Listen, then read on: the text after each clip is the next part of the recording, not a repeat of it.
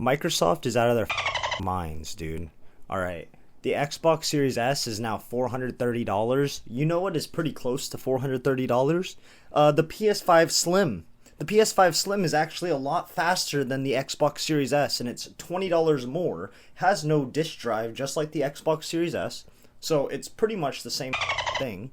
Alright, this is a complete scam on Microsoft's part. I mean, literally the Xbox Series X is now $600. You can go buy a PS5 Pro for $700. Just drop the extra $100. I don't even support Microsoft anymore. What they just did is just screw up the entire console ecosystem. And maybe they did this for a reason. I'm not sure because I know rumors of them going to handheld. So maybe they're just trying to raise the price of consoles.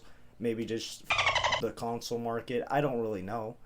But as number 3, as ranking 3, out of Nintendo number 1, PlayStation number 2, and then Xbox in last place for sales, charging what, almost like $70 more for your Series S now.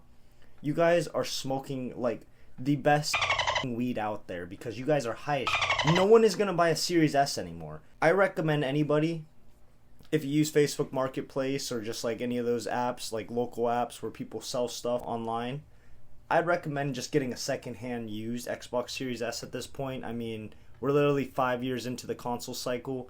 GTA 6 just got delayed for another like 6-7 months.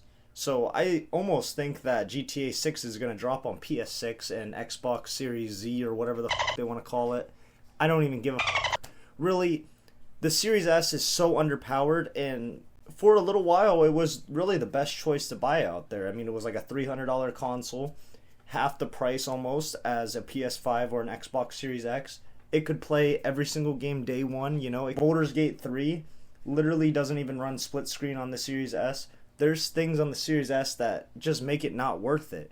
I mean, you can literally buy a Steam Deck for cheaper than a Series S right now. I mean, of course, it's going to be lower storage, but, you know, $50 and you can go buy storage for your Steam Deck, whether it be an SD card or SSD, you name it. ROG Ally is also like $500. I would just recommend spending the extra $70 and just getting the Z1 Extreme. Everyone's hating on Nintendo, but literally Nintendo came out and there's this $450. It's $20 more than the Series S, and I'm pretty sure it's a little bit slower than the Series S, but I mean, it's also Nintendo. They have a lot of first-party support like, you know, Mario, Legend of Zelda, Pokemon. Xbox has nothing. Xbox, oh, you have Forza, you have Halo? No, you actually don't, because those are on PlayStation, and as soon as they can run on Nintendo Switch 2, they're going to be going over there too. So I really don't know what Microsoft's like whole deal with this thing is. Like, I don't know what they're smoking, but this is literally bad for the gaming community. This is the worst thing that could have ever happened, and I just wanted to get my 2 cents out there. Considering like in the beginning of this console generation, you couldn't get consoles for like 2 years. People were scalping them, and some people were paying like $800-900 for these consoles, and then just what, 3 years after you could get a console, they upped the price of the consoles near the end of the generation. I literally think PS6 and Xbox Series whatever is going to come out next year at the end of the year. We are really close to the next generation of consoles, and they have done nothing this generation. It is the worst generation ever, and I'm never going to buy another console again after this unless it's like a fucking Switch, because first party support and I can't play those games on PC.